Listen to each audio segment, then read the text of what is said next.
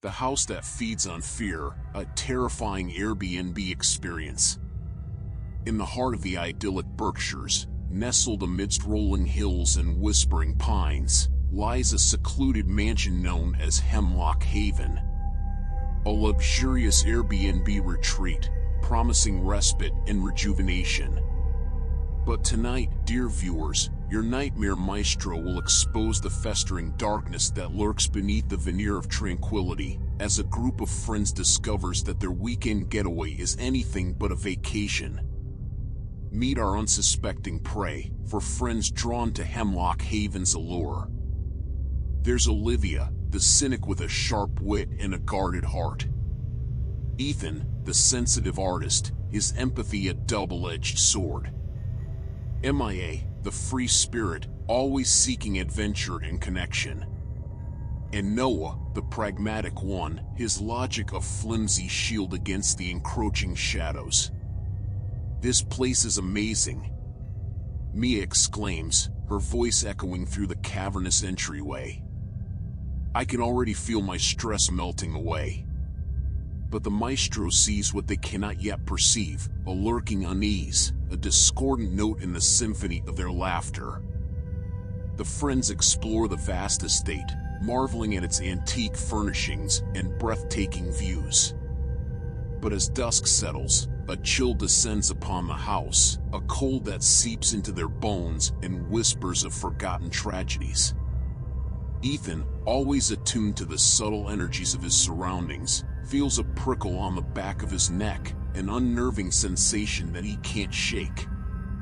"Does anyone else feel strange?" he asks, his voice hesitant. The others brush off his concerns, attributing his unease to the old house's creaky charm. But as the night deepens, their laughter grows hollow, their jokes laced with a nervous tension. Olivia, the skeptic, wanders off alone, drawn to a locked door in the basement. "What secrets does this house hold?" she muses, a spark of curiosity igniting in her eyes. With a rusty key found in a forgotten drawer, she unlocks the door, revealing a hidden room filled with disturbing artifacts, antique surgical tools, yellowed photographs of people with vacant eyes, and a peculiar doll with a porcelain face that seems to stare back at her with malevolent intent. Olivia recoils in horror, the door slamming shut behind her. The room plunges into darkness, the only sound her ragged breaths and the frantic beating of her heart. As she fumbles for her phone, a chilling voice whispers from the shadows, "You shouldn't be here." Olivia screams, the sound echoing through the empty house. The others rush to her aid, but the hidden room is nowhere to be found. The door, once locked, now stands ajar, revealing only a blank wall. Shaken but determined, the friends try to dismiss Olivia's experience as a hallucination, a trick of the old house's creaky mind. But the nightmare maestro knows better. The darkness has awoken, and it has chosen its first victim. Sleep becomes a battleground of unsettling dreams. Olivia tosses and turns, plagued by visions of the doll's vacant eyes and the chilling whisper that lingers in the air. She wakes in a cold sweat, her heart thrumming against her ribs like a trapped bird. In the dim light of dawn, the friends gather, their faces etched with worry. "I couldn't sleep," Olivia confesses, her voice shaking. "I kept hearing things." Ethan nods, a knowing look in his eyes. "Me too," he admits, "it's like the house is alive." The day brings no solace. The Berkshire's natural beauty seems tainted, the sunlight failing to penetrate the growing unease within Hemlock Haven. The friends explore the house, their unease escalating with each creaking step, each shadowy corner. In the attic, they discover a dusty trunk filled with antique toys and children's clothing. A porcelain doll, identical to the one Olivia saw, rests atop a faded dress. Mia picks it up, examining it with a morbid fascination.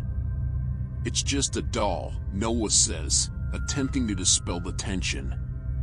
But as Mia turns the doll in her hands, its head slowly swivels, its glassy eyes locking onto hers.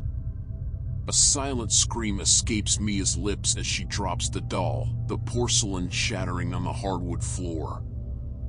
The shattering of the doll seems to unleash a torrent of paranormal activity. Lights flicker and dim, portraits on the walls weep blood, and a cacophony of whispers fills the air, a chorus of tormented souls. Ethan, his sensitivity heightened, collapses to his knees, his hands clutching his head. "It's too much," he gasps. "I can't take it anymore." The friends, their nerves frayed and their friendships strained, decide to leave. But as they pack their bags, the house seems to fight back. Doors slam shut, locking them inside. Windows refuse to open, their frames sealed by an unseen force. "We're trapped," Noah cries, his voice filled with desperation. The house's sinister intent is revealed. It wants them to stay, to become part of its twisted legacy. In a desperate bid for escape, the friends try to force their way out.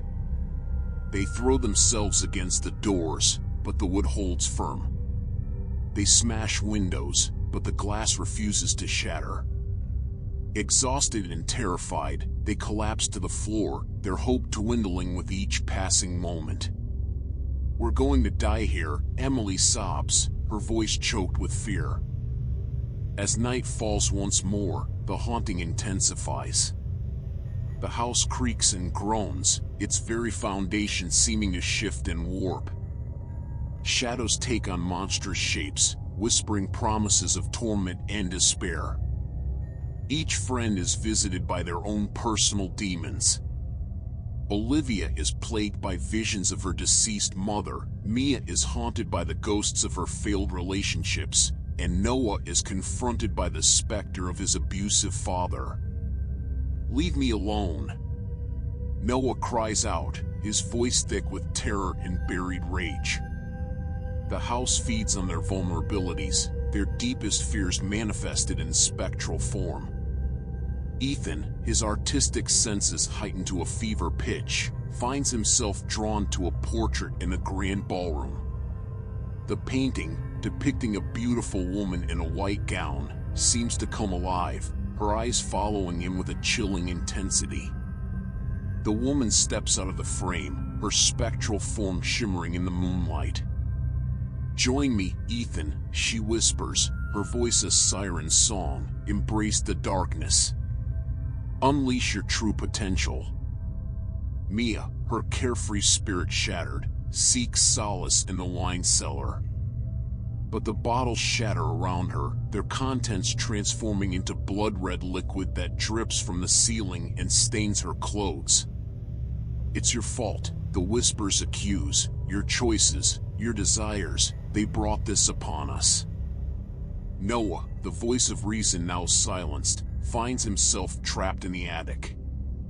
The walls close in around him, his breath growing shallow as a sense of claustrophobia consumes him. "You're weak," his father's voice sneers from the shadows. "You always were. You'll never escape this place." The house revels in their despair, its power growing stronger with each flicker of fear.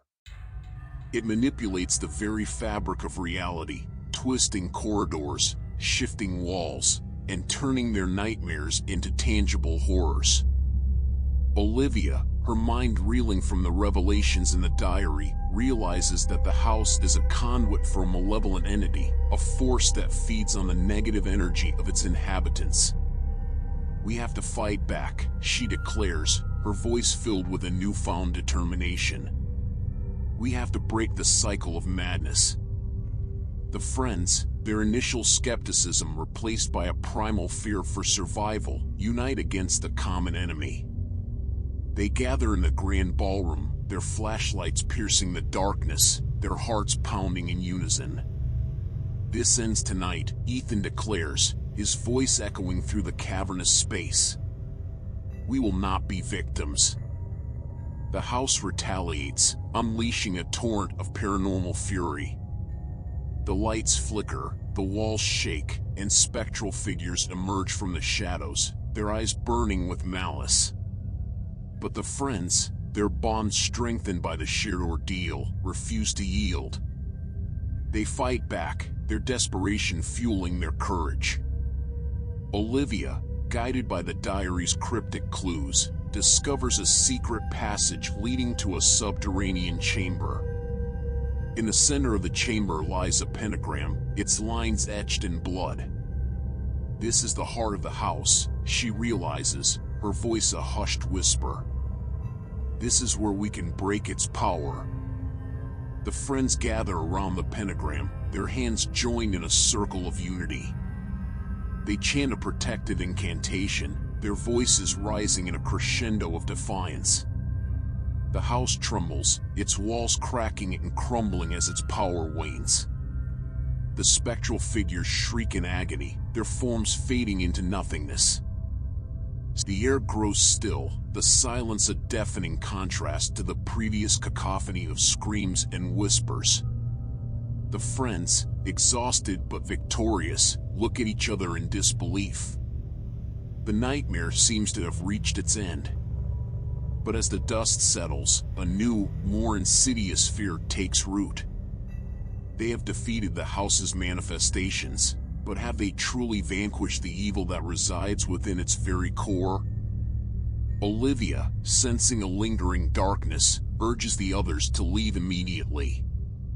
We can't stay here, she insists, her voice a mix of urgency and fear. The house hasn't given up yet. The others, battered and weary, are hesitant. They crave rest, a respite from the relentless horror they've endured. But Olivia's intuition proves correct. As they prepare to leave, the house unleashes its final, desperate attack. The lights go out, plunging the mansion into pitch blackness.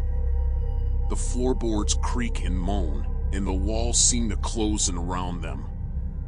A sense of dread washes over the friends, their fears amplified by the suffocating darkness. They stumble and fall, their screams echoing through the empty halls. Suddenly, a figure emerges from the shadows, its face a grotesque mask of pain and malice. It's Ethan, his eyes glowing with an unnatural light, his body contorted in a monstrous form. "You can't escape," he hisses, his voice dripping with venom. "The house has chosen me as its new vessel." The nightmare maestro reveals the horrifying truth. The evil that once resided in the doll has now possessed Ethan, transforming him into a monstrous conduit of darkness. The remaining friends, horrified and betrayed, fight back against their former companion. They use the knowledge gleaned from the diary, their combined willpower a fragile shield against Ethan's newfound power. But Ethan is a formidable foe, his strength enhanced by the dark entity that now controls him. He lashes out with supernatural fury, his every move designed to inflict pain and suffering. Olivia, remembering the ritual from the diary, gathers the remaining artifacts and performs a desperate act. She creates a circle of protection around herself and the others, chanting the ancient incantation with all her might. The circle glows with a radiant light, repelling Ethan's attacks and weakening his connection to the house. In a final, climactic battle, the friends confront Ethan, their combined willpower pushing back against the darkness that consumes him. The house groans and creaks, its walls straining under the force of their struggle. Finally, with a blinding flash of light, the evil is exorcised from Ethan's body. He collapses to the floor, his human form restored, his eyes filled with confusion and remorse. The house falls silent, its power broken, its darkness banished. The friends, battered and scarred, emerge from the nightmare, forever changed by their ordeal. As they leave Hemlock Haven behind, they vow to never return. The house, now just an empty shell, stands as a chilling reminder of the evil that can lurk beneath the surface of paradise. The Nightmare Maestro concludes this tale of terror and triumph, leaving you with a final, chilling thought: the darkness may be vanquished, but it never truly disappears. It lurks in the shadows, waiting for the moment when our defenses are down, ready to pounce and consume us once more. Subscribe for more chilling tales from the Nightmare Maestro.